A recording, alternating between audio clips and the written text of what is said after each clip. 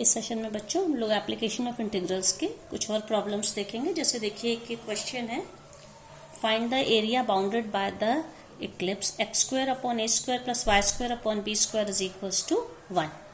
तो ये आप लोग इक्लिप्स को पढ़ चुके हैं ऑलरेडी। तो अब हम इक्लिप्स, तो देखिए ये है, ये जो इक्वेशन है इसके लिए ये फिगर बनेगा। तो इसे हम दो तरह से कर सकते हैं। हमें इस पूरे इक्लिप्स का एरिया चाहिए, मतलब कि एरिया ऑफ, आप देख सकते हैं A B A dash B dash A, ठीक है, ये इक्लिप्स है। और ये जो है ए और बी, आप क्या है, ए और बी सेमी मेजर और माइनर एक्सिस हैं। तो ये डिस्टेंस ए है, ये डिस्टेंस बी है, ये ओरिजिन है।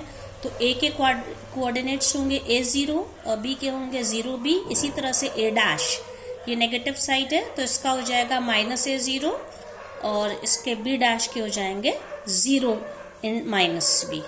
ओके, तो ये जो है बच्चों देखिए, तो फिर इस तरह से हम इसका जब एरिया निकालेंगे, area of A B A dash B dash A है ये, क्योंकि ये जो एक्लिप्स है it is symmetric about Y axis, ठीक है। तो अगर जितना हिस्सा इधर एरिया है उतना ही हिस्सा इधर है और इसमें भी इक्वल है, तो इस पोर्शन का अगर हम एरिया निकाल के उसको 4 से मल्टीप्लाई कर दे तो हम कह सकते हैं area of the ellipse is equal to 4 into area of O A B O. Okay, O A B and O, ये ओ है। तो अब इसमें देखिए, अगर एक पतली स्ट्रिप हम यहाँ पे रेक्टेंगुलर फॉर्म शेप में स्ट्रिप ले लें, जिसकी कि ये रेक्टेंगल के शेप में है, तो इसकी हम कह सकते हैं कि लेंथ y है और ये जो ब्रेड्थ है ये बहुत ही थोड़ा सा dx है। तो एक रेक्टेंगल हो गया, तो इसका एरिया क्या हो जाएगा, length into breadth, that is y into dx। तो अगर हम इसको कह सकते हैं area of this strip is y into dx, तो इसमें हम इतने पोर्शन का अगर एरिया, ये 1/4 ऑफ द इक्लिप्स अगर हम लेंगे, तो आप इसमें देखिए इंटीग्रेशन में हम लिमिट्स लगा सकते हैं from x is equals to 0 to x is equals to a। x की मिनिमम वैल्यू 0 और मैक्सिमम वैल्यू a पे। हम फर्स्ट क्वाड्रेंट में अगर हम इसको लेंगे तो 4 into area of O A B O हो जाएगा, दैट इज y dx, ठीक है। तो इस तरह क्वेश्चन हम लोग पहले कर चुके। इसी सेम क्वेश्चन को हम इस तरह भी कर सकते हैं। अब हम लोगों ने इसकी जो एक स्ट्रिप को हम लोगों ने ये पैरेलल टू एक्स एक्सिस लिया, यहाँ पे पैरेलल टू वाई एक्सिस था, यहाँ पे पैरेलल टू एक्स एक्सिस लेंगे। तो एक पतली जो स्ट्रिप है, इसकी जो विड्थ है वो है dy और इसकी लेंथ है x। तो इस एरिया ऑफ द स्ट्रिप क्या हो जाएगा, that is area of rectangle हो जाएगा x dy, x into dy। अब यहाँ पे देखिए y की वैल्यू जो dy है, इसको, इसकी लिमिट हम बढ़ा सकते हैं। dy मतलब y कहाँ से, y is equals to from 0 to b, semi में माइनर एक्सिस है ये इक्लिप्स का, ठीक है। From y is equals to 0 to y is equals to b in first quadrant. तो हम इसको क्या लिख सकते हैं, चाहे हम इसको लिख लेते हैं, अगर इस तरह स्ट्रक्चर देखें तो from 0 to a y dx, और अगर हम ऐसा फिगर बनाए इसका तो इसको लिखेंगे from 0 to b x dy। इस तरह से हम लोग इसको लिख लेंगे। अब इसके बाद ये जो वैल्यू है इसे हम लोग x को इन टर्म्स ऑफ y करेंगे। तो देखिए जो हमारी इक्वेशन थी ये क्या है, यहाँ पे x square upon a square plus y square upon b square is equals to 1। तो हमें x in terms of y करना है, मतलब कि x square upon a square क्या हो जाएगा, 1 minus y square upon b square. तो x क्या हो जाएगा यहाँ पे, इसे स्क्वायर रूट लेके जब हम लोग सॉल्व करेंगे, plus minus under a upon b square root of b square minus y square, ये हो जाएगी x की वैल्यू। लेकिन हमारी ये स्ट्रिप फर्स्ट क्वाड्रेंट में है, इसलिए हम यहाँ पे इसका सिर्फ प्लस साइन लेंगे। तो x की वैल्यू हो जाएगी a upon b plus a upon b square root of b square minus y square. तो ये क्या हो जाएगा, तो हम ये वैल्यू 4a अपॉन b, ठीक है, और इसके बाद ये लिमिट क्या है 0 to b, और x की जगह पे क्या लिख लेंगे square root of b square minus y square dy, जो कि डायरेक्टली फॉर्मूला है, जो 3 फॉर्मूले सबसे लास्ट में आपको बताए गए थे, under root a square minus x square, under root a square plus x square and under root x square minus a square. उनमें से one of the formula under root a square minus x square का formula है, जो कि सीधा सीधा हम लोग अप्लाई कर सकते हैं।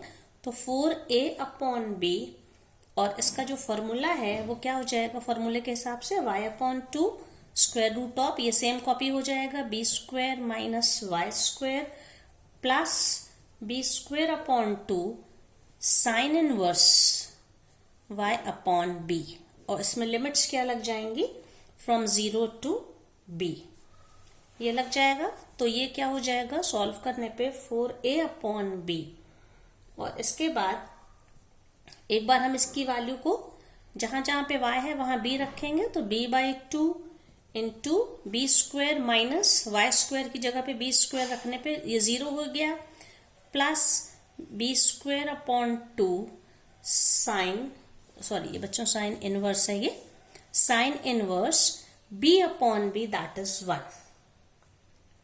ठीक है, ये एक वैल्यू हुई, और दूसरी वैल्यू में हर जगह 0 रखने पे 0 मिल जाएगा। तो ये ओवरऑल वैल्यू क्या हो जाएगी 4a अपॉन b। इसको सॉल्व करने पे देखिए ये तो वैल्यू 0 हो गई, b square upon 2 sine inverse 1 हो जाएगा π/2। तो क्या हो जाएगा this value is b square upon 2 into π/2। अब इसमें आप देखिए ये एक b कैंसिल हो गया, तो हम लोग के पास, और ये 2 2 4, 4 इस 4 से कैंसिल हो गया, तो हम लोगों के पास क्या बचेगा, एक पाई बचेगा, एक b और एक है, दैट इज π/ab। ये हम लोगों का आंसर हो जाएगा। तो ये है एरिया ऑफ द एक्लिप्स, अगर हमारी इस area bounded by the eclipse. Okay, इसी तरह हम लोग एक प्रॉब्लम और लेते हैं। इसमें हम लोग क्या लेंगे, find the area bounded by the curve y is equals to x square and the line y is equals to 4। अब आप देखिए y is equals to x square, ये इक्वेशन होती है पैराबोला की, और ये पैराबोला का ये कौन सी फॉर्म है, अगर आप देखिए इस पैराबोला का वर्टेक्स ओरिजिन से पास होगा, और ये अगर y square is equals to 4ax होता, आपको याद होगा 11th क्लास में आपने पढ़ा, तब इसका इस तरह से होता, लेकिन ये y is equals to x square parabola है। तो एक ये पैराबोला, और इसके बाद एक हमें लाइन लेनी है y इज इक्वल्स टू 4। तो हम मान लेंगे यहां से लेके यहां तक का जो डिस्टेंस है ये 4 है। ठीक है, तो ये जो लाइन है y इज इक्वल्स टू 4 कैसी लाइन है, और line parallel to x axis at a distance of 4 units. तो ये लाइन कौन सी है, y इज इक्वल्स टू 4। अब यहां पे देखिए क्योंकि ये पैराबोला है ये, तो इसलिए इसमें, और इसकी equation x square is equals to y है। हम मान लेंगे ये पॉइंट ए है, ये तो ओरिजिन है ही है, इसको बी मान लिया, ये मान लीजिए एन। ठीक है, और यहाँ पे ये जो लाइन है ये लाइन है, तो हमें इस लाइन और ये पैराबोला और इस लाइन से मतलब किस पूरे रीजन का एरिया निकालना है। ठीक है, तो ये एक जो कर्व हमें मिल रहा है, ये लाइन और कर्व के इंटरसेक्शन से जो एरिया मिल रहा है, आप देख सकते हैं it is symmetric about Y axis, मतलब वाई एक्सिस के जितना पोर्शन इधर है उतना ही इधर है। तो किसी एक हिस्से का भी अगर हम एरिया निकाल के उसको 2 से मल्टीप्लाई कर दें तो हमें रिक्वायर्ड एरिया मिल जाएगा। ठीक है, तो इसका क्या मतलब है कि जो हमारा इसमें हमें निकालना क्या है, एरिया ऑफ, एरिया कौन सा ये शेप है, आप कहीं से भी इसको स्टार्ट, मान लीजिए मैंने ए से शुरू किया। ठीक है, तो एरिया ऑफ AOBNA, AOBNA, इसका एरिया ये किसके इक्वल हो जाएगा, 2 इंटू एरिया ऑफ, और इसका हाफ पोर्शन क्या हो जाएगा, हाफ पोर्शन हो जाएगा यहाँ पे, अगर आप देखिए हम इसका कोई भी ले सकते हैं, बी से स्टार्ट करें, मान लीजिए BNOB,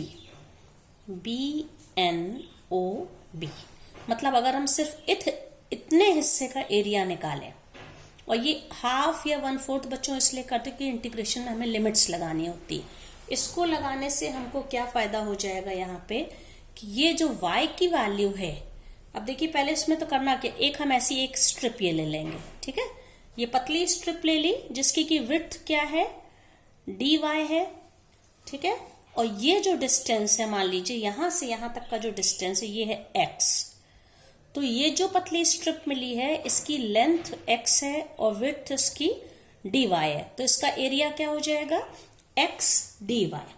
x dy इसका एरिया होगा, और y की वैल्यू को हम कितना कैसे चेंज, y यहाँ पे y 0 है और ये जो line y is equal to 4 होने की वजह से ये जो इसकी मैक्सिमम वैल्यू है ये y इज इक्वल टू 4 तक की जाएगी, ठीक है।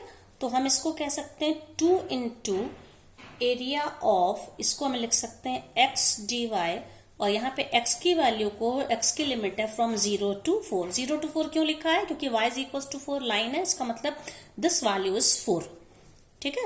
हम इसको इस तरह से लिख लेंगे। अब इसके बाद अब देखिए x को इन टर्म्स ऑफ y करना है, क्योंकि हमारा जो कर्व है y is equals to x square, ये X square is equals to y, what does it mean, x is equals to plus minus square root of y, लेकिन ये फर्स्ट क्वाड्रेंट है इसलिए यहाँ पे हम सिर्फ पॉजिटिव वैल्यू ले सकते हैं, एक्सेप्टेड वैल्यू पॉजिटिव ही होगी, तो 0 to 4 square root of y dy, ठीक है, ये काम हम लोगों ने कर लिया।